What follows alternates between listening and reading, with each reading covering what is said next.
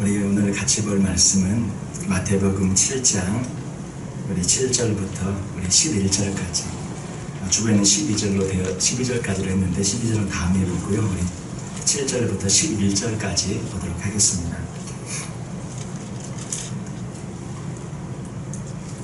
마태복음 7장 우리 7절부터 우리 11절까지, 우리 같이 한 목소리로 너무 잘 하시는 말씀이니까 같이 한 목소리로 같이 한번 읽도록 하겠습니다.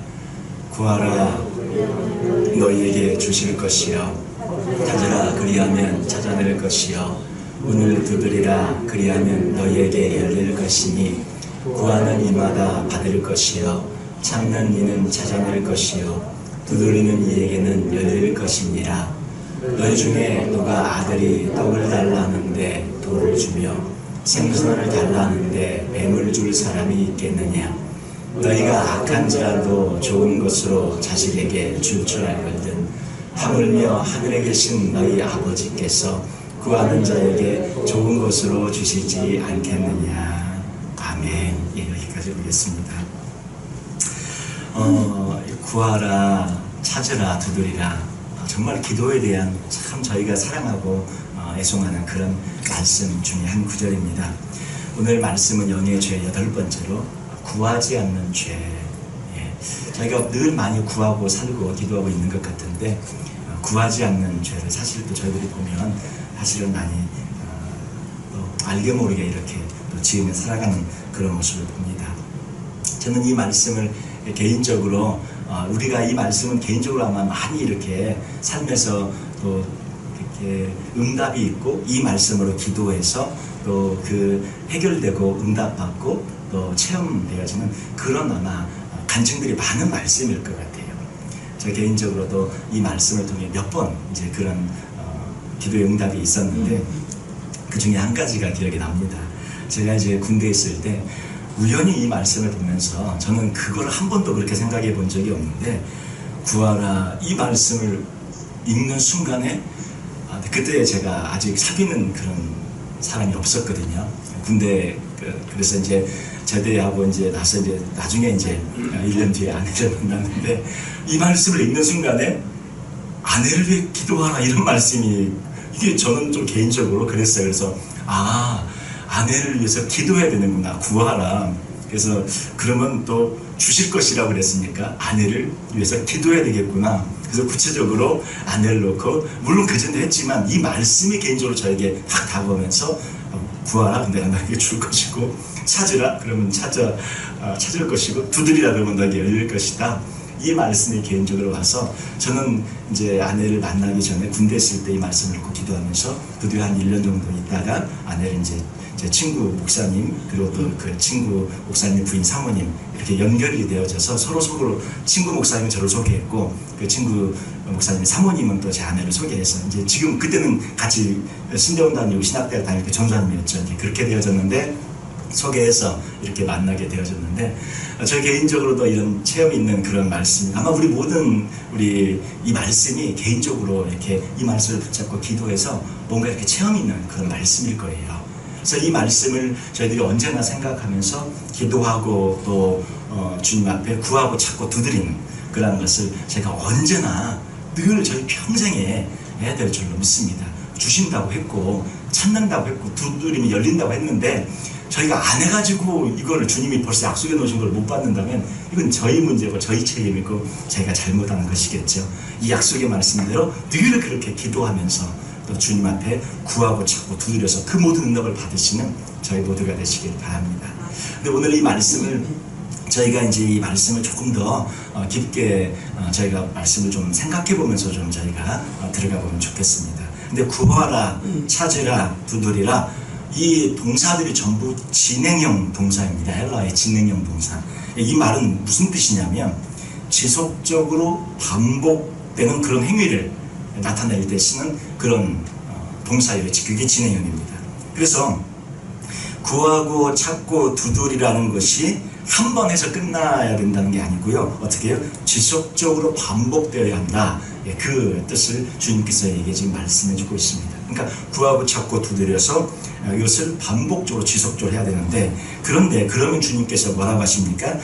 11절에 우리 7절 8절 말씀에 그 말씀이 있었죠. 근데 이제 그 다음에 우리 11절에 보면, 그러면 주님께서 너희가 악한 자라도 좋은 것으로 자식에게 줄 줄 알거든 하물며 하늘에 계신 너희 아버지께서 구하는 자에게 좋은 것으로 주시지 않겠느냐. 좋은 것으로 응답해 주신다고 말씀하셨어요. 그러니까 이제 우리가 기도하는 모든 것에 좋은 것으로 응답해 주십니다. 그런데 똑같은 말씀이 누가복음에 있는데, 이 좋은 것을 특별히 누가복음에서는 정확하게 뭔지를 설명하고 있어요. 누가복음 우리 무엇인지 혹시 기억나십니까? 우리 11장 13절에 보면 같이 한번 읽어볼까요? 너희가 악할지라도 좋은 것을 자식에게 줄 줄 알거든 하물며 너희 하늘 아버지께서 구하는 자에게 성령을 주시지 않겠느냐 하시니라. 이게 좋은 것이 무엇입니까? 성령님이에요. 성령님. 예. 그럼 지금 저희가 이 말씀을 구하라, 찾으라, 두드리라, 이게 반복적으로 구하라 그랬잖아요. 반복적으로 구해라. 이 반복적으로 구할 때 주시는 것이 성령이다. 지금 이렇게 말씀을 하고 있다면, 우리는 성령님을 언제, 우리가 예수를 믿을 때 우리가 회개하고 주님 앞에 나의 구주로 예수를 믿습니다 이렇게 할 때 우리가 성령님을 받지 않습니까? 그때 성령의 내주가 시작돼요. 성령의 임재가 시작되고, 그때부터 영원까지 성령님 저희와 함께 하십니다. 이미 함께하고 계신 성령님을 지금 매번 기도할 때마다 또 받으라, 또 받으라, 또 받으라, 지금 반복적으로 구하라, 찾으라, 두드려가 반복적이라고 그랬죠. 지속적으로 구해라 했잖아요. 그런데 그때 주신다고 약속하신 좋은 것이 성령님이면 이미 우리 안에 거하시는데 왜 자꾸 반복적으로 또 구하라고 말씀하고 계실까요? 이것은 성령을 우리가 믿을 때 받는 성령의 내주, 성령의 거듭남, 성령의 임재, 성령의 어떤 그런 내주를 말하는 것이 아니라 성령의 반복적으로 받는 무엇입니까? 충만을 말하고 있는 것입니다. 성령의 충만을 저희가 반복적으로 지속적으로 구하고 찾고 두드리는 그 가장 큰 제목은 무엇이냐면 성령의 충만이어야 한다. 지금 이렇게 주님께서 말씀하고 계신 것입니다. 구하라 주실 것이다. 무엇을요? 성령 충만을. 그리고 찾으라 찾을 것이다. 무엇을요? 성령 충만을. 두드리라 열릴 것이다. 무엇이에요? 성령 충만이. 그래서 지금 이 말씀의 키는 무엇이냐면 성령 충만으로 모든 응답을 받으라 하는 것입니다. 모든 것의 응답을 성령 충만으로 받고, 성령 충만하면 모든 것이 열려지고, 성령 충만하면 모든 것이 우리 삶에 닫혀있던 것들이 해결되고, 문제가 해결되고, 응답 받고, 높은 것들이 다 낮아지며 성령 충만하면 다 해결된다는 그러한 응답의 약속을 말씀하고 있습니다. 이 성령은 우리 요한복음 14장 26절 말씀 보면 이렇게 말씀하고 있어요. 우리 한번 같이 한번 읽어볼까요? 14장 26절. 보혜사 곧 아버지께서 내 이름으로 보내실 성령, 그가 너희에게 모든 것을 가르치고 내가 너희에게 말한 모든 것을 생각나게 하리라. 성령님께서 지금 저희에게 보혜사라는 말 자체가 카운셀러, 성령님이 카운셀러, 그 근원이 성령님에게서 온 거예요. 지금 우리가 카운셀링 한다, 카운셀러 이렇게 얘기하지 않습니까? 근데 그 근원이 성령님입니다. 그러니까 성령님께 저희가 가면 어떻게 해요? 우리를 카운셀링 해준다는 거예요. 도와주시고, 보혜사가 그 뜻이에요. 우리 곁에 부름을 받아서 우리를 돕기에 와 계신 분, 보혜사라는 뜻이 그런 뜻입니다. 우리를 도와주기에 카운셀러처럼 우리 곁에 와 계신 분이에요. 그래서 무엇이든지 우리가 얘기하면 우리를 도와주는 분, 성령님이라는 거죠. 그리고 성령님이 또 어떻게 해줘요? 가르치고, 모든 것을 가르쳐 주시고 알려주신다는 거예요. 기도하면 주님 어떻게 해야 되죠? 어떤 문제 앞에 어떻게 해야 되죠? 주님 앞에 기도하면 성령 충만을 하면 성령님께서 우리 안에 이렇게 하라, 이런 생각이 이렇게 하면 되겠다, 이런 생각이 그 사람에게 알아보면 돼. 아니 이거 어디 있었던 것 같은데 책을 찾게. 이게 모든 것이 다 어디서 나오냐면 성령님이 우리 안에서 가르쳐 주신다는 거예요. 그 성령 충만하면 모든 문제의 거의 많은 부분이 성령님께서 가르쳐 주시고 해결되는 경우들이 굉장히 많아요. 그리고 내가 너에게 말한 모든 것을 어떻게 또 생각나게, 말씀도 생각나게, 또 누가 한 말도 생각나게, 누가 지나가듯이 한 말이 생각나서 그거구나 바로 키가 돼서 연락해서 그걸 또 통해서 뭔가 도움을 받고 해결을 받고 생각나게 해주셔요. 그리고 가르쳐 주세요. 그리고 돕기에 와 계신 분, 이게 바로 성령님이십니다. 그래서 성령 충만하면 거의 모든 문제가 해결이 됩니다. 성령 충만을 통해 그 다음에 다음 단계로 계속 나가서 해결받을 수 있다는 것이죠. 그리고 우리 로마서 8장 26절 말씀도 우리 아시는 말씀이죠. 같이 한번 우리 로마서 8장 26절 말씀 읽어보겠습니다. 이와 같이 성령도 우리의 연약함을 도우시나니 우리는 마땅히 기도할 바를 알지 못하나 오직 성령이 말할 수 없는 탄식으로 우리를 위하여 친히 간구하시느니라. 예, 우리 연약하잖아요. 우리 다 연약하지 않습니까? 우리 다 질그릇과 같은 존재고 다 깨어지기 쉬운 그런 존재예요.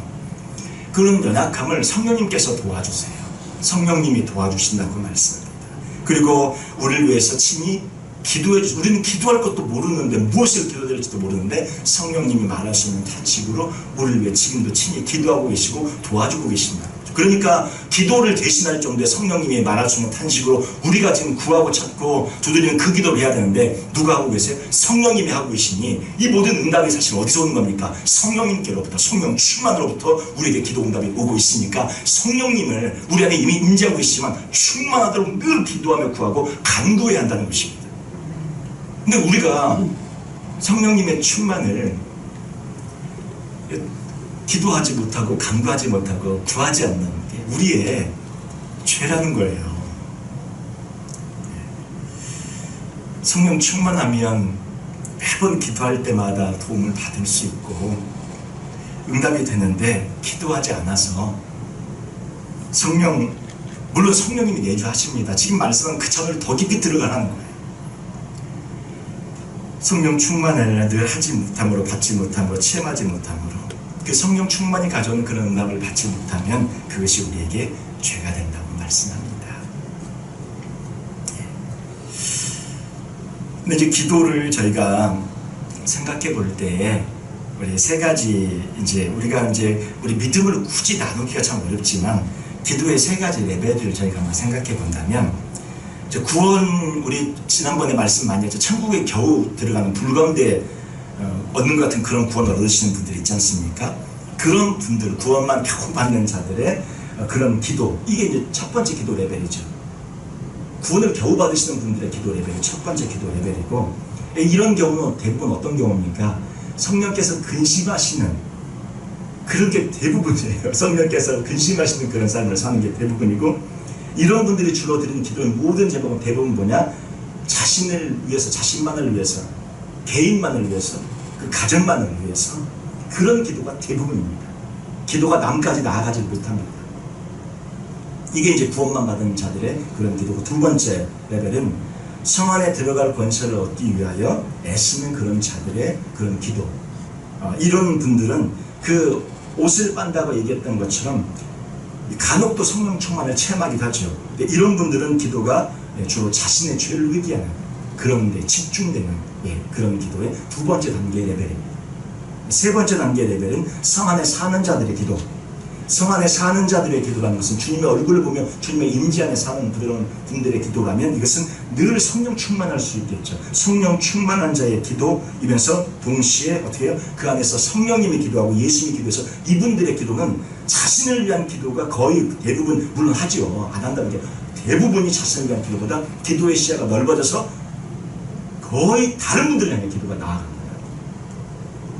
기도가 완전히 대상이 달라져요. 자신을 그냥 맡겨버려 하나님한테. 나는 그냥 생명까지 맡겨버리고 하나님이 알아서 그냥 하나님 때에 저는 괜찮아요. 맡겨버리고 완전히 기도가 다른 분들 향해 열려버려서 다른 타인을 향해서 또 주변에 있는 사람들 향해서 중보기도 또 나라 민족을 위해 선교지를 위해 이렇게 기도가 열려집니다. 이게 기도의 세 가지 레벨이에요. 그 믿음이 도달한 정도만큼 기도의 레벨이 달라집니다. 근데 오늘 본문은 그러면 이 본문은 지금 산상수훈 뒤에 나오잖아요. 본문이 말하고 있는 정확한 의미는 그럼 무엇입니까? 심령이 가난한 자, 애통한 자 넘어선 사람들에게 주신 말씀이에요. 그렇다면 본질적으로 이 말씀이 지금 가장 크게 도전하고 터치하고 있는 이 말씀이 지금 주고 있는 대상은 누굽니까? 심령이 가난한 자, 애통한 자, 넘어선 사람들에게 지금 주님께서 이 말씀을 하고 있는 거예요. 그분들이 기도하지 않으면 그 죄가 심각한 죄라는 것입니다.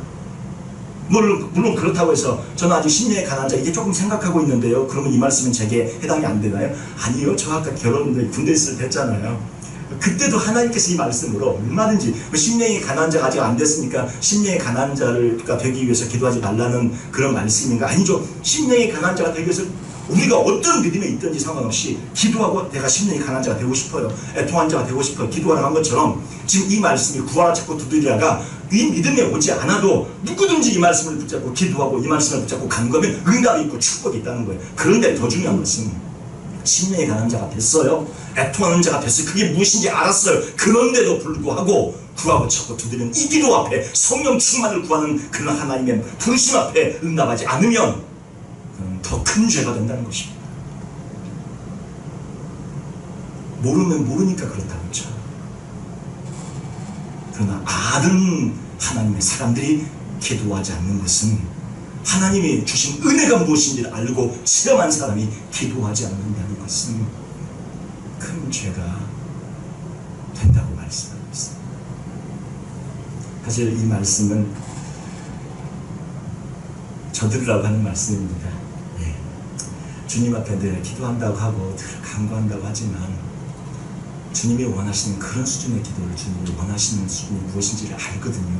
목회자니까 알지 않겠습니까? 그런데 그 주님이 원하시는 그 수준으로 기도를 제가 하나님이 원하시는 만큼 했냐? 늘 기도하지만 돌아보면 못했던 것 같아요. 오늘 이 말씀은 1차적으로 제게 하는 말씀이고, 주님이 이 중에서 아마 이 기도하지 않는, 구하지 않는 죄를 가장 크게 저지른 사람은 아마 저일 것입니다.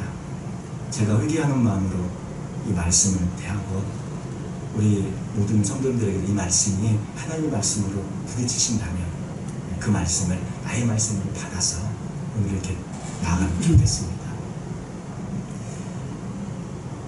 성 안에 사는 자들이, 아니면 성 안에 들어가기 위해서 애쓰는 자들이 구하고 찾고 두드리지 않는다면, 성령 충만을 구하지 않는다면 그것은 가장 큰 죄가 된다. 사무엘이 그렇게 얘기하잖아요. 기도하지 않는 죄를 범치 않겠다. 우리 사무엘상 12장 23절 말씀 한번 같이 보실까요? 우리 사무엘상 12장 23절 말씀 이 앞에 있는데 같이 한번 읽어보겠습니다. 나는 너희를 위하여 기도하기를 쉬는 죄를 여호와 앞에 결단코 범하지 아니하고 선하고 의로운 길을 너희에게 가르칠 것인즉. 사무엘은 아까 그 기도의 레벨 3단계, 믿음의 4단계라고 볼 수 있는데 어디에 가 있을까요? 사무엘은 이제 겨우 구원받는 사람일까요? 아니면 뭐 이제 구원 그 더 깊은 단계에 들어가서 성문에서 애쓰고 왔다 갔다 고를까요? 사무엘 정도 되는 하나님의 사람은 성 안에 구한다고 봐야겠죠. 그 사람은 어떻게 기도하기를 쉬는 죄를 범해서는 안 돼요. 왜냐면 그 안에 예수님이 가고 성령님이 가니까 예수님과 동요하는 사람이어야 돼요. 예수님이 하는 기도를 대신해야 돼요. 말할 수 없는 탄식으로 성령님이 우리한테 기도하고 있는 그 기도에 같이 협력해서 기도하는 그런 사람이어야 되는데, 기도하지 않으면 이건 어마어마한 죄라는 거죠. 그 사람이. 아니 모르면 괜찮아요. 겨우 구원받는 그런 믿음, 이 사람 뭐 자신만을 위한 기도 그 레벨에 있으면 저렇게 얘기하지 않아요.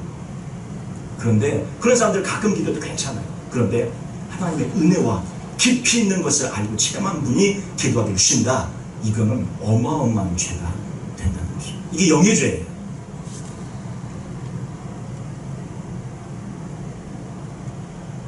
그런데 이제 한 가지 이제 또 조금 이제 예를 들어서 얘기하자면, 저 기도가 성령님이 기도하는 것은 저희 사람이 하기에는 참 너무 이렇게 몸이 육체적으로 힘들고 어렵습니다. 이 성령 충만을 아마 다 경험해 보셨을 거예요. 성령 충만한 상태가 우리 다 한번 체험이 한두 번은 있으시지 않겠습니까? 그거 한번 떠올려 보세요. 성령 충만한 상태가 되면 어떻습니까? 우리 예전에 막 은혜 받으실 때만 생각해보세요. 막 뒹굴고 막 떼굴떼굴 구르고 눈물 콧물 나고 막 얘기하고 이럴 때 그거 몇 번 더 하라 그러면 하실 수 있으시겠어요? 이게 막 처음에 막 은혜 받을 때 그때는 막 괜찮아, 둥글고 막 떼굴떼굴 구르고 여기서부터 저 끝까지 막 교회당을 앞에서 뒤로 왔다 갔다 막 하고 온 마룻바닥을 눈물로 콧물로 적시고, 이제 그게 이제 우리 경험 있잖아요, 체험 있잖아요. 그런데 기도할 때마다 그렇게 하라 그러면 하실 수 있으시겠어요? 이게 이제 이 문제에 들어갑니다. 이게 뭐냐면 성령님이 기도하신다는 건 좀 양상이 달라져요. 눈물 콧물 흘리고 막 떼굴떼굴 구르고 이게 조금씩 달라져. 눈물 콧물이 안 나올 수도 있고 구르기는 구르되 그 자리에서 구를 수 있고 그 자리에서 막 뛰었다가 앉았다 이렇게 할 수도 있고. 근데 중요한 키포인트는 뭐냐? 성령이 가지고 완전히 장악한다는 거예요. 그 사람을. 그러면 하나님의 능력이 장악하기 때문에 그래서 막 뒤로 굴러가고 앞으로 굴러가고 눈물 콧물 쏟는 거 아닙니까? 근데 이게 기도의 자리에서 그렇게 임하면 몸이요 10분을 하면 완전히 쓰러져서 깔아져 버립니다. 예전에 한번 생각해 보세요. 이게 많이 못해요. 처음에는 어쩐지 모르고 뭐 1시간, 2시간 그렇게 할 수 있는데 이게 이제 그 기도에 들어가면 한 10분만 하면 보통 기도 1시간 한 것 같이 1시간 이상, 한 2시간 한 것 같은 그런 극도의 몸의 탈진과 피로감이 옵니다. 예, 그때부터 이 사람에게 가장 어려운 일은 가장 힘든 건 뭐냐? 기도하는 일이에요. 그래서 기도가 가장 힘든 노동이 됩니다. 성령 충만한 걸 체험하신 분들이 기도하면 거기까지 갈 걸 알고 그런 하나님께서 나를 들어서 그렇게 기도 쓰실 걸 알고 있는 사람들이 또 기도 안 하는 가장 큰 이유는 뭐냐? 역설적이기도 말도 안 되지만 몸이 너무 깔아주기 힘드니까 그렇게 해서 기도 안 하고, 두 번째는 하나님의 주권과 섭리를 아예 믿으니까 기도하지 않게 돼요. 이게 죄입니다. 내가 아니어도 하나님이 하시지 않습니까? 제 하나님 압니다. 아는 거죠. 하나님이 전능하신 분은 아는 거죠. 그리고 하나님, 제가 하나님의 뜻에 순응합니다. 하나님의 주권과 섭리를 제가 다 알고 다 믿고 순종합니다. 하나님한테 전적으로 맡깁니다. 전적으로 믿습니다. 이러니까 더 기도를 하나님한테 완전히 맡겨버림으로 오히려 기도를 더 안 해요. 아니죠. 기도해야 합니다. 이게 우리 죄라는 거예요. 맡겨도 더 기도해야 되고 순응해도 순종해도 더 기도해야 돼. 하나님 원하시는 대로 다 하세요. 완전히 주 뜻대로 제가 살고 주는 것까지 맡겨서 해도 기도해야 되는데 맡겨버리면 하는 기도를 안 해요. 하나님, 제 믿음이 거기까지 갔어요. 하나님 앞에 이제 완전히 제가 맡긴 삶을 삽니다. 그리고는 기도를 더 해야 되는데 기도를 더 안 해요. 성령 충만하면 너무 몸이 깔아도 힘들고 몸이 막 터질 것 같고 막 죽을 것 같으니까 한 10분, 20분 하면 몸이 하루 종일 막 이거 기어다녀야 되니까 이게 이제 더 기도를 안 하게 되어져 버리면 하나님이 알아서 제가 다 맡겨버릴게요. 하나님이 알아서 하세요. 근데 기도는 거룩한 노동입니다. 이게 가장 힘든 건데요. 2단계 들어오면 가장 힘든 게 기도예요. 말씀 보는구나 이렇게 여러 가지 우리가 하는 것도 괜찮은데 가장 어렵고 힘든 게 기도. 왜냐면 몸의 진액을 다 빼내야 되니까.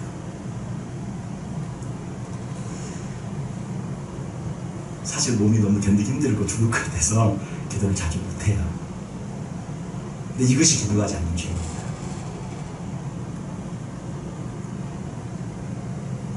그래서 기도하려면 전쟁을 하러 가는 것 같은 느낌이 들어요. 전쟁하러 가는 것 같은 그런 느낌이 듭니다. 기도를 하려면. 영적인 전쟁을 하면서 동시에 막 몸이 부서지는 것 같은 그런 육체의 탈진이 와서 마라톤을 뛴 것 같이 힘들어요. 기도가. 우리의 믿음이 어디에 있든지, 우리 첫 번째 있든지 두 번째 있든지 성 안에 아예 거하시든지 상관없이 주님은 우리에게 도전하고 있으면서 구하라, 찾고 두드리라 말씀하고 계세요. 근데 이 기도에 저희들이 우리의 상황에 맞게 기도에 들어가야 되라고 생각하고, 사실 주님께서 이렇게 부르고 계신 이 기도자로 부르고 있는 것은 더 중요한 것은 무엇이냐면 우리의 믿음이 그 깊은 기도를 감당할 수 있는 그 정도의 믿음이 저희가 되어져서 그런 믿음의 기도를 좀 드려라. 저에게 그렇게 부르고 초청하고 있는 것이죠. 오늘 이 구하고 찾고 두드리라는 이 말씀은 기도 응답 받는 것도 정말 중요하지만, 이 말씀으로 많은 기도 응답을 받으셨지만 기도 응답 받는 것보다 더 중요한 것은 믿음의 수준만큼 기도 응답을 받으니까 문제는 믿음의 수준이 그만큼 되어지라고 저희를 부르고 계신 거예요. 기도 응답을 받으려고 하지 말고 먼저 믿음이 깊어지기를 기도하라고 주님께서 저희를 부르고 계시는 것입니다. 이 성 안에 거하는 자들의 기도의 그 실제 예를 제가 한두 가지 저희 같이 한번 나눠보기를 원합니다. 우리 엘리사 이야기 아시죠? 엘리사의 그 기도의 수준이 어느 정도였냐면 우리 열왕기하 6장 8절 말씀부터 쭉 있는데 한번 보셔요. 엘리사가 이제 있을 때 아람 나라가 아람 군대가 이스라엘 자꾸 쳐들어와서 공격하고 막 그래요. 나중에 불말과 불병거도 막 하나님께서 엘리사의 그 좀 게하시면서 보여준 거. 엘리사는 이미 다 보고 있었지만 게하시는 못 보고 있었잖아요. 열어주고 막 이런 게 말한 분들이 막 쳐들어오고 막 이런 여러 가지 그런 과정 중에 있는 그런 앞뒤에 이런 첫째 문맥들입니다. 그런데 8절을 보니까 아람 왕이 이스라엘과 더불어 싸우며 그의 신복들을 논하여 이르기를 우리가 아무데 진을 치리라. 자기들끼리 군사작전을 합니다. 그리고 거기로 가면 어떻게 7절 보세요. 7절 이제 바로 9절 보시게요. 9절 보시면 하나님, 우리 한번 읽어볼까요? 하나님의 사람이 이스라엘 왕에게 보내 이르되 왕은 성과 아무 곳으로 지나가지 마소서 아람 사람이 그곳으로 나오나이다 하는지라. 아람 왕과 신하들이 극비회의를 하는데 그거를 엘리사가 어떻게 해요? 다 듣고 있어요. 다 듣고서 이번엔 이쪽으로 치자, 이쪽으로 공격하자 하고 군대를 보내는데 엘리사가 먼저 얘기를 해줍니다. 아람 군대가 이쪽으로 치자고 하는데요, 이쪽으로 좀 치라고 이리로 공격이 옵니다. 그러니까 글로 가지 마시고 수비하시고 이렇게 다 얘기를 해줘요. 그러니까 아람 군대가 아람 왕이 공격하는 대로 족족 차단되고 그것이 누설된 것처럼 이렇게 되어지는 거예요. 그래서 이게 도대체 무슨 일이냐, 이게 우리 안에 첩자가 있는 것도 아니고 뭐 이스라엘 첩자가 그 군대 안에 있는 것도 아니고. 우리는 10절 보세요. 10절 보시면 이스라엘 왕이 하나님의 사람이 자기에게 말하여 경계한 곳으로 사람을 보내 방비하기가 한두 번이 아닌지라. 엘리사가 그 아람 군대의 공격과 루트와 그 작전을 다 알고서 그걸 얘기해주고 그대로 방비하기를 뭐라고요? 한두 번이 아닌지라 얘기하죠. 자, 11절도 한번 보세요. 11절. 자, 이러므로 아람 왕의 마음이 불안하여 그 신복들을 불러 이르되 우리 중에 누가 이스라엘 왕과 내통하는 것을 내게 말하지 아니하느냐. 우리 중에 첩자가 있는 것이 분명하다. 이스라엘 축구해라. 간첩을 찾아내겠다는 거. 첩자가 있다. 내통하는 자가 있다. 찾아내겠다. 지금 그렇게 작전 회의가 다 무철되니까 그거를 얘기합니다. 그때 12절에 우리 한번 12절 한번 같이 한번 읽어볼까요? 같이 한번 읽어보겠습니다. 그 신복 중에 한 사람이 이르되 우리 주 왕이여 아니로소이다. 오직 이스라엘 선지자 엘리사가 왕이 침실사신 말씀을 이스라엘의 왕에게 보아나이다 하는지라. 이 사람이 지금 엘리사가 어떤 하나님의 사람인지, 얼마나 주님과 깊은 사람인지를 왕에게 대신 얘기해 주면서 엘리사는 하나님의 종 선지자가 다 듣고 있어서, 우리가 말하는 거를 다 알고 있어서 왕의 침실에서 얘기하는 그 은밀한 얘기까지도 그걸 다 듣고 있습니다, 엘리사가. 그러니 우리가 아무리 백날 회의를 하고 아무리 작전을 짠들 이거는 엘리사가 옆에 와갖고 그 회의를 같이 이렇게 와갖고 듣고 있고 이렇게 보고 있고 다 그걸 하고 있으니 뭐 어찌 탈용하지 않겠습니까? 이렇게 얘기를 하고 있는 거예요. 이게 어떻게 가능하죠? 저게 가능한 분은 누굽니까? 하나님이시죠. 하나님만이 지금 그들이 작전을 하고 모의하고 있는 걸 알고 계세요. 그런데 지금 엘리사가 어떻게 합니까? 영으로, 성령으로. 근데 구약시대는 성령이 완전히 내재하고 임재한 상태로 계속 구하는 것도 아니었어요. 성령이 있다 가시고 있다가 도움받고 또 쓰고 이렇게. 지금 우리는 완전히 내재하고 있잖아요. 완전히 성령의 충만을 언제든지 기도하면 바로 들어갈 수 있는 거 아시잖아요. 그런데 안 하고 있는 거예요, 저희가. 성령의 충만으로 하나님과 함께 구하면 하나님이 아람 왕의 그 군대, 아람 왕과 그 군대 장관들이 회의하고 있는 것을 하나님이 듣고 계시는 것처럼 그 자리에 엘리사가 성령을 통해 같이 듣고 있다는 것입니다. 이게 아람 왕 군대의 어전회의에, 아람 왕과 그 군대 장관들이 하는 어전회의에 엘리사가 들어가서, 성령을 통해 들어가서 다 듣고 있는 거예요. 이게 성령 충만한 자의 기도의 레벨입니다. 보여주고 있어요. 또 다른 예가 있어요. 아브라함의 예입니다. 우리 소돔성 고모라 그 멸망할 때 하나님과 아브라함이 기도하죠. 한번 보세요. 아브라함, 두 번째로 아브라함이 되는데 우리 창세기 18장 17절 말씀 한번 같이 한번 읽어보겠습니다. 같이 읽겠습니다. 여호와께서 이르시되 내가 하려는 것을 아브라함에게 숨기겠느냐. 지금 이 레벨에 아브라함이 오기까지 많은 시간이 걸렸습니다. 18장. 한 번에 여기 오지 못해요. 많은 시간 하는 것 동의하면서 깊이 있는 믿음으로 완전히 자기 자가 죽어지고 할례도 받고 이러면서 여러 가지 그런 단계를 거친 뒤에 이 믿음에 이제 오게 되어지는데, 여기 보시면 내가 하려는 것을 아브라함에게 숨기겠느냐. 이건 무슨 뜻이에요? 안 숨기겠다는 거죠. 이게 뭡니까? 하나님이 아브라함에게 하나님의 계획을 알려주세요. 그리고 그 계획의 실행을 놓고 이제 아브라함과 의논하시죠. 그 의논한다는 건 뭡니까? 아브라함이 기도를 지금 받는다는 거예요. 아브라함이 기도하는 것을 하나님이 받고 그 기도에 따라 하나님의 계획을 수정해 나간다는 거죠. 그러니까 하나님과 아브라함이 서로 기도하면서 대화하면서 하나님의 계획이 수정되고 애드업되고 업데이트되고 하나님의 계획이 아브라함의 기도를 통해서 이 왔다 갔다 한다는 거예요. 아브라함이 하나님과 동역하는 자 위치까지 올라가고 있습니다. 우리 잘 아시죠? 창세기 18장 24절 보시면 그 성 중에 의인 50명이 있을지라도 왜 하시겠습니까? 28절에 보니까 내가 용서하겠다. 예. 또 어떻게 의인 중에 그 50의인 중에 5명이 부족하다면 어떻게 하겠습니까? 내가 40명을 찾으면 멸하지 않겠다 얘기하시죠. 또 29절 말씀 보면 40명을 찾으면 어쩌겠습니까? 내가 멸하지 않겠다 얘기하시죠. 30절에 보시면 그러면 30명을 찾으시면 내가 멸하지 않겠다 얘기하시죠. 31절에 20명을 찾으시면 내가 멸하지 않겠다 얘기합니다. 그리고 32절에 거기서 10명을 찾으시면 그래 내가 멸하지 않겠다. 아브라함이 한 번만 더 기도해서 하나님 한 명만 찾으시면 소돔과 고모라 아직까지 있었을 거예요. 그러지 않습니까? 예수님께서 그렇게 말씀합니다. 마태복음 10장 15절 보세요. 내가 진실로 너에게 이르노니 심판날에 소돔과 고모라 땅이 그 성보다 견디기 쉬우리라 말씀합니다. 소돔과 고모라가 아직까지 있었을 것이다 이게. 너희처럼 이렇게 화이슬진다 베스다야 구라시라.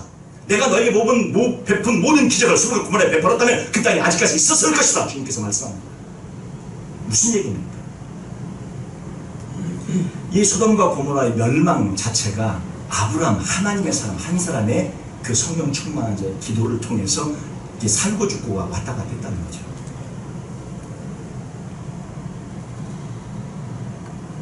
만약에 미국에 지금 저 하나님의 그 기준을 소돔과 고모라 같은 기준을 적용했다면 이 나라는 불바다가 수백 번, 수천 번 되었을 겁니다.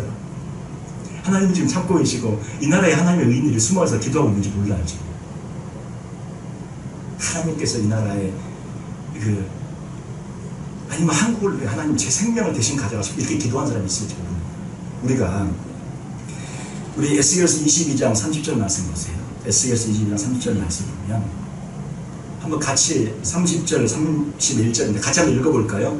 이 땅을 위하여 성을 쌓으며 성 무너진 데를 막아서서 나로 하여금 멸하지 못하게 할 사람을 내가 그 가운데서 찾다가 찾지 못하였으므로 31절 내가 내 분노를 그들 위에 쏟으며 내 진노의 불로 멸하여 그들 행위대로 그들 머리에 보응하였느니라. 주 여호와의 말씀입니다. 성 무너진 데를 막아서서 하나님 앞에 생명으로 자기 생명을 대신 가져가라고 막아서는 한 사람, 그 사람이 없어서 멸망합니다. 소돔과 고모라도 마찬가지예요. 아브라함의 기도로 지금 한 사람 아브라함의 기도로 소돔과 고모라 왔다 갔다 하잖아요. 이게 멸망당할지 살지 누가 지금 그 길을 쥐고 있어요? 아브라함이 하는 거예요. 기도함으로 그 길을 쥐고 있어요. 아브라함이 정말로 마지막에 한 번만 더 제 생명 대신 가져간 한이 있어도 한 명만 있어도 살려주십시오 이렇게 기도했다면 의인은 롯이라고 성경에 물론 의인이 하나님 앞에 우리가 다 의인이 없어요. 아무도 없어요. 그러나 성경에 의인 롯이라고 하는 그런 표현도 있고 아브라함과 같이 그런 기도를 받아준다면 의인 롯을 보고서 주님께서 그 소돔과 고모라가 멸망하지 않고 지금까지 살아있을 수 있었다는 것입니다. 이처럼 우리의 중보기도가 어마어마한 힘과 권세가 있고 이런 능력이 있는데 문제는 우리가 기도하지 않는다면 이것이 어마어마한 죄라는 거죠. 아브라함이 애초에 하나님 앞에 기도하는 그런 것까지 나갔어요. 더 갔어야 되는데 아브라함이 못 갔던 거죠. 우리가 그런 기도를 아예 안 해버리면 기도 안으로 아예 한 도시가 멸망당하고 한 나라가 아예 멸망당하고 한 가정이 아예 죽어버리고 한 옆에 사람들이 내가 기도하지 않으면 내가 그러면 살 수 있는데 그 중보기도를 내가 하면 살 수 있는데 그걸 안 하면 죽어버리는데 그 죄의 책임은 그 책임은 누가 져야 돼요? 예, 우리가 지는 겁니다. 거기까지 아는 우리가 그것까지 내가 쓰여줄 수 있는 아는 우리가 알고 있는데 안 했습니다. 이게 어마어마한 죄입니다. 반드시 우리가 이런 믿음의 심령이 가난한 자의 그런 걸 느끼고 계신 분들, 애통하는 그런 마음을 알고 계신 분들은 그런 걸 경험하신 분들은 기도하시는 그런 사람이 되셔야 합니다. 나의 기도가 내가 기도하지 않으면 한 나라가 한 도시가 그대로 파괴되고 멸망당합니다. 반드시 기도로 살아야 돼. 근데 힘들어요. 힘들지만 그게 가야 합니다. 왜? 우리는 기도에 사는 자입니다. 가장 큰 사명 기도에 사는 자. 우리 보고 다른 큰일 하라고 부르시지 않습니다. 나라를 구해야 무슨 전쟁터에 나가서 사령관으로 영웅이 되라 이러는 거 같지 않아요. 대신 왜? 기도의 사람이 돼서 기도로 전쟁하는 거예요. 우리는 기도의 커맨더들입니다. 지금 여기 기도의 영적 사령관들이십니다.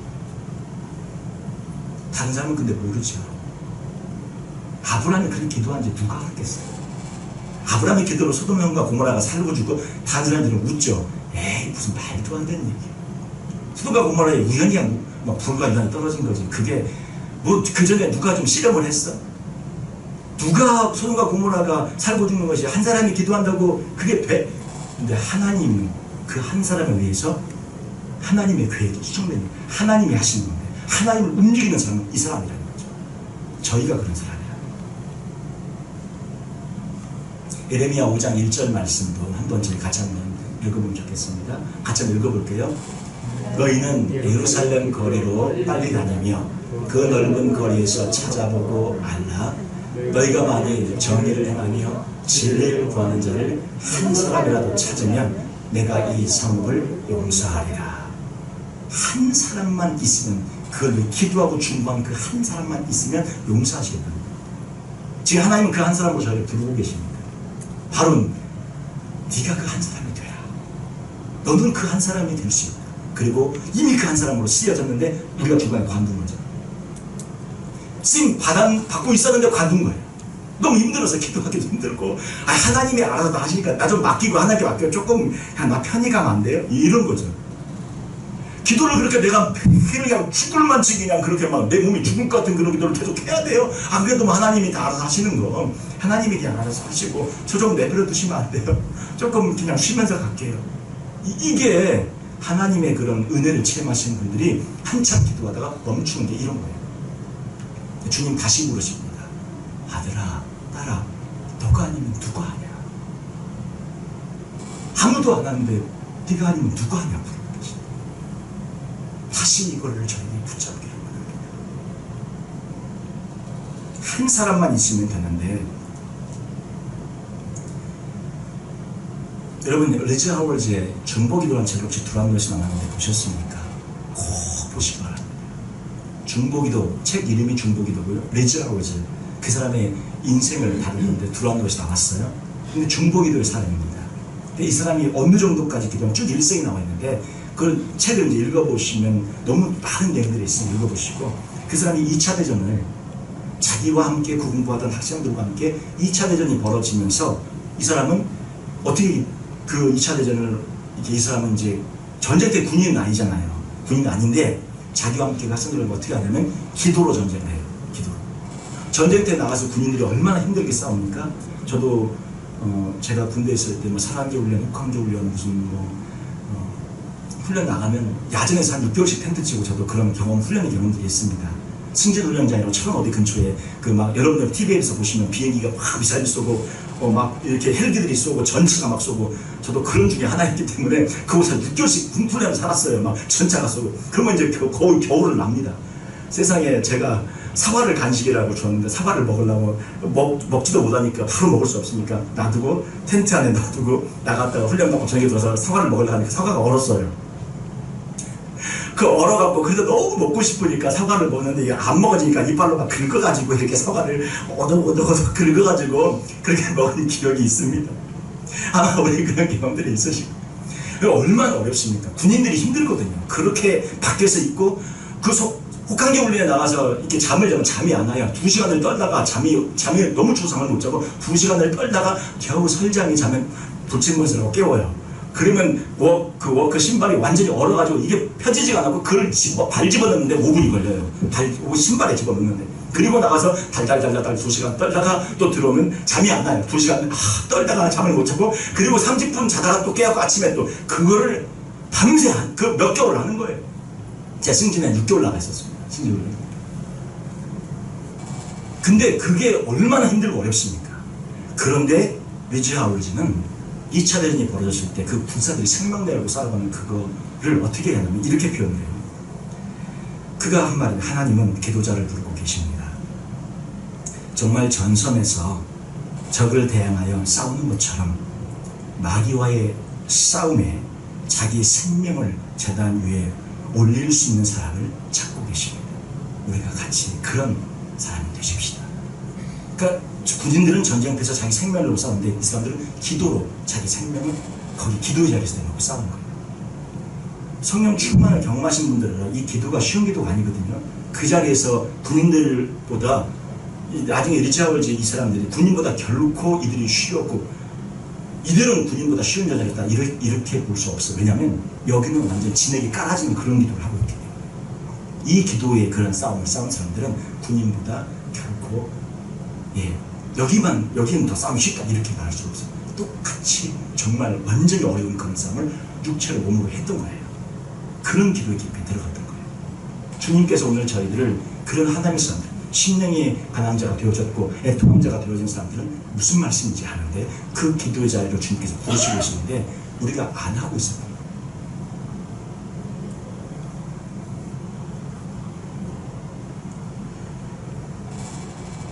우리는 산상순의 말씀처럼 저희들 기도하는 하나님의 사람들이 되어져야 할 줄 믿습니다. 우리의 자리에서 기도하고 내 자리에서 구하고 찾고 두드리는 저희들이 되어지길 원합니다. 우리의 믿음이 올라가는 만큼 기도가 강력해져요. 우리의 믿음이 도달한 만큼 기도가 영향력이 폭발적으로 커집니다. 그래서 의인의 강도는 역사능력이 크다고 했어요. 우리 야고보서 5장 16절 말씀 한번 보시죠. 한번 같이 읽어보겠습니다. 그러므로 너희 죄를 서로 고백하며 변이 낫기를 위하여 서로 기도하라. 의인의 간구는 역사는 힘이 큽니다. 하나님 앞에 믿음이 깊은 사람, 그 사람의 간구는 역사가 더 크다는 거예요. 아브라함이 기도했기 때문에 하나님께서 그렇게 조종하는 것이지 다른 사람이 기도했다면 너가 누구냐 그러죠. 엘리사가 그렇게 아람의 회의를 그 군대에 들어서 보는 것이지 게하시는 뭔 일이 벌어지고 있는지도 모르잖아요. 엘리사는 불말과 불병을 다 보고 있는데 게하시는 불에 떨잖아. 이게 도대체 무슨 일인가. 근데 눈을 열어 보니까 하늘의 세상의 불말과 불병과 그 영적인 가득 찬 것을 보고 있지 않습니까? 의인의 강구는 믿음의 하나님의 삶의 강구는 커요. 역사가 커요. 근데 그걸 우리가 안 하고 있었으니까 우리가 죄를 짓고 있는 거예요. 이게 우리 죄입니다. 주님이 말씀하세요. 다시 부르고 계세요. 마태복음 5장 48절 말씀 보시면 이게 이제 산상순 뒤에 있는 팔복 뒤에 있는 말씀이잖아요. 주님께서 우리에게 도전했잖아요. 온전하라고. 다 잊어버리셨죠? 앞에 있는 말씀들.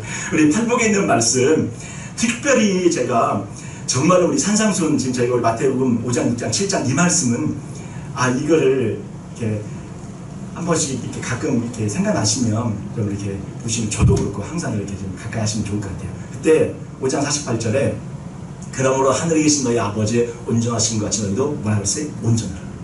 주님이 우리를 부르시는 그 부르심의 자리는 온전한 데까지 부르고 계세요.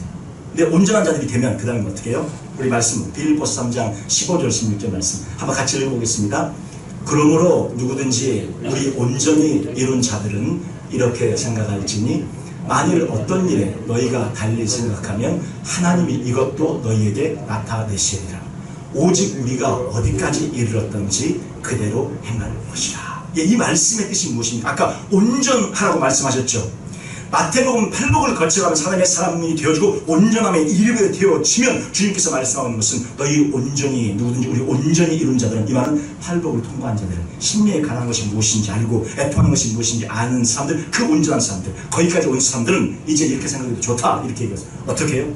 만일 어떤 일에 너희가 달리 생각하면 그 하나님의 뜻과 다를 때 하나님의 뜻과 달리 내가 생각을 한다면 그 즉시 내 안에 계신 성령이 충만한 상태로 계시니까 어떻게 해요? 하나님이 이것도 너에게 알려주셔서 그것이 아니다 이쪽이다 그 생각이 맞고 이 생각이 틀리다 이 생각이 틀리고 이게 맞다 하나님께서 알려주신다는 거죠.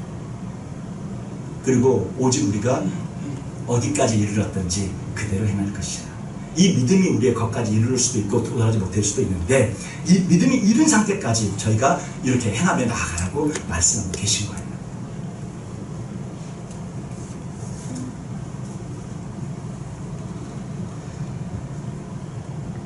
주님은 이 팔복을 통해 저에게 어마어마한 도전을 하고 계십니다. 저희 보고 온전하라고 말씀하고 계세요. 그 온전은 우리가 모든 것이 퍼펙트하고 완전하다 사람으로서 그렇게 되어야 돼 그런 뜻은 아닐 것입니다. 그 온전의 의미는 무엇입니까? 내가 내 안에 죄가 가득 찬 죄인을 보는 거. 죄로 머리끝에서 발끝까지 죄로 가득 찬 걸 봤는데 주님은 뭐라 그래요? 이제 정하다 이제 온전하다 그러잖아요. 온전한 예배를 우리는 완전한 자 이렇게 생각하시는데 그 뜻이 아니라고 말씀을 여러 번 드렸어요. 이 온전한 자의 의미가 무엇입니까? 내가 100% 죄인임을 깨닫는 자, 그게 온전한 자입니다. 내 심령이 가난한 자, 그게 온전한 자예요. 내가 나의 죄 때문에 애통하며 우는 자, 그게 온전한 자예요. 그렇게 애통하며 울며 심에 가난 자가 되어지면 성령께서 그 안에 충만히 임하시고 성령 충만이 반복적으로 언제든지 기도할 때마다 성령 충만이 들어가실 수가 있고 기도하면 들어가는데 안 하고 있어도 안 들어오는 거예요. 그 성령 충만하면 성령을 통해 엘리사처럼 아브라함처럼 이렇게 하나님께서 우리에게 알려주시는데 그거를 우리가 안 하고 있는 것이죠. 기도하지 않는 죄가 그래서 큽니다. 가장 큰 죄가 아까 우리 세 가지 기도의 레벨, 세 가지 믿음의 레벨로 생각해 보시는데 그 중에 제일 기도하지 않아서 큰 죄를 짓는 사람은 어떤 사람일까요? 겨우 구원받는 사람. 그 사람이 기도 안 하면서 짓는 죄가 있고 성 안에 들어가려고 애쓰고 있는 그런 사람이 기도해서 짓는 죄가 있고 성 안에 사는 사람이 기도하지 않는 죄. 셋 중에 어느 죄가 제일 커요? 성 안에 사는 사람. 성 안에 들어가 본 적이 있는 사람. 그 사람이 기도하지 않으면 그 죄는 가장 커요. 왜? 이제 겨우 구원받는 사람들은 괜찮아요. 믿음이 이제 약간 괜찮아요. 그 사람은 하나님께서 기도의 분량을 요구하지 않아요. 그런데 그 사람은 자기 기도하기도 바빠. 자기 기도하기도 제발 하나님 편에서 보면 제발 너 기도라도 좀 해라 이렇게 생각하죠. 제발 너 기도라도 좀 하고 제발 기도 뭐든지 해 뭐든지 들어줄게 제발 네 기도라도 좀 해 이렇게 얘기하죠. 그걸 기도하지 않는다고 뭐라 하지 않아요. 성 안에 들어가신 분들은 어떻게 해요? 이 죄가 커요. 아니까 경험했으니까 기도가 무엇인지 아니까 오늘 하나님은 우리에게 그렇게 도전하신다고 저들 생각합니다. 다 체험하고 알고 있는데 성령 충만이 무엇인지 알고 있는데 성령 충만으로 내가 좋은 것으로 주겠다. 무엇을 주겠다고요? 구하고 찾고 두드리라. 내가 너에게 기도하는 그런 어떤 개인적인 그런 응답의 차원이 아니라 가장 큰 성령의 충만을 너에게 주겠다. 성령 충만으로 모든 것을 응답받고 성령 충만으로 모든 것을 알고 성령 충만으로 깨닫고 심지어 하나님이 달리 생각하면 내가 달리 생각하면 하나님께서 성령 충만을 통해 그것까지도 내 뜻을 알려주겠다고 말해서 이 어마어마한 축복이 부어져 있는데 저희는 그것을 안 하고 있다는 거죠.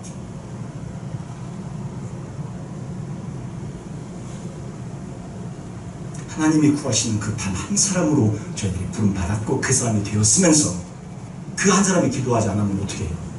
우리가 그 한 사람이 되었는데 그 한 사람이 기도하지 않으면 어떻게 해요? 망하는 거죠. 도시가 망하고 나라가 망하고 가정이 망하고 다 망해버리는 거죠. 나 때문입니다.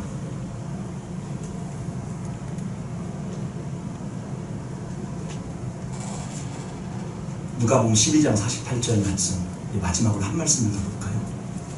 우리 누가복음 12장 48절 말씀 같이 한번 읽어보겠습니다. 같이 한번 읽겠습니다. 알지 못하고 맞을 일을 행하는 종은 적게 맞으리라. 무릇 많이 받은 자에게는 많이 요구할 것이요 많이 맡은 자에게는 많이 달라야 할 것입니다. 누구에게 주신 말씀이냐면 청지기에게 주신 말씀이에요. 사실 이제 청지기에게 준 일을 맡기면서 주는 말씀이에요. 이 말씀을 좀 저희에게 기도로 한번 가져보십시오. 내가 성령 충만을 경험했고 너가 기도가 무엇인지 알고 은혜가 무엇인지 알고 하늘에 내가 들어와 적이 있고 그 기쁜 은혜를 체험한 적이 있고 너는 많이 받았다. 넌 많이 경험했다. 넌 많이 체험했다. 남들보다 더 많은 은혜를 체험하고 받았고 누렸는데 내가 너에게 많이 요구하겠다. 많이 받았습니까? 많이 체험했으니까 요구할 것이다. 너가 많이 이런 것들을 알고 경험했는데 뭐하고 그 인생 뭐하고 살아? 내가 너보고 나라를 보라 한 것도 아니고 내가 너보고 군대 가서 사령관이라고 하면 내가 너에게 요구한 단 한 가지 기도만 요구했는데 왜 그 기도를 못하러 왔냐?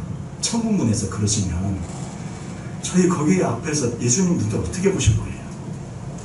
저 아마 거기서 울다가 천국에 눈물이 없다고 그랬는데 저 천국에서 늘 울고 살지 모르겠어요. 천국에 눈물이 없으니까 울면 안 되는데 주님 볼 때마다 죄송하고 주님 볼 때마다 미안하고 너 뭐하다 왔냐 자꾸 물으시는 것 같아서 천국에는 주님 은혜로 가는데 그 주님 볼 면목이 없어요. 다 기도하다 죽으면 안 되니? 기도하다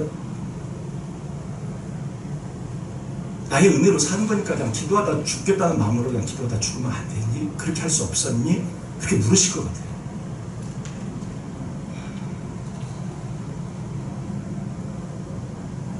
기도하면 자신이 먼저 살고 기도하면 자녀를 구하고 가정을 구하고 도시와 나라를 구할 수 있는데